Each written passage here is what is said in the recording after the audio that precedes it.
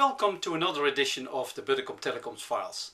This time I would like to talk to you about trans-sector innovation. If we look at research and development over the last 10-20 years and even longer, then what we've seen is that we've conducted that very much in silos. So we looked at agriculture, we looked at mining, we looked at healthcare, we looked at education, etc. But you know, all these disciplines basically did their own research and development within their own institutions and within their own silos. I think we are reaching the end of that level of research and development. I mean, we have fine-tuned certain things in these particular sectors. I think that the next level of innovation really has to come from a far more horizontal approach towards research and development.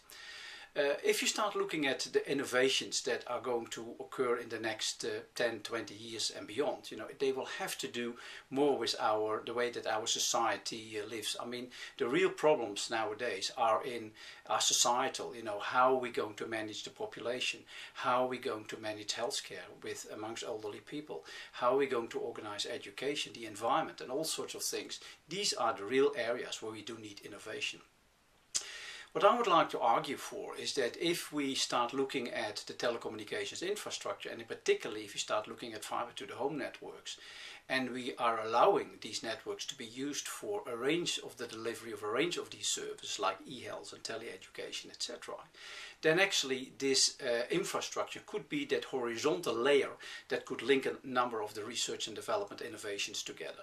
So if you look at the fiber to the home and the wireless infrastructure only as an infrastructure, and then you start looking what can you do with healthcare, education, smart grids, etc., and then start looking where are the crosses over, where is the trans-sector approach, you know, where actually does one development in healthcare, you know, also benefit a development in agriculture or in mining and the other way around. I'm sure that that will be the future of research and development.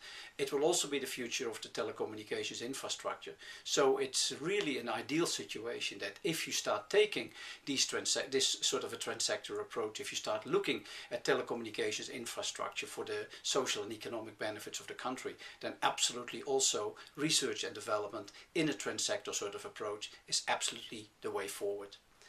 I hope that you enjoyed this edition of the Buddicom Files. Of course, more information is provided at the end of this video clip, and I'm always interested in your information and your participation in the various sort of discussions.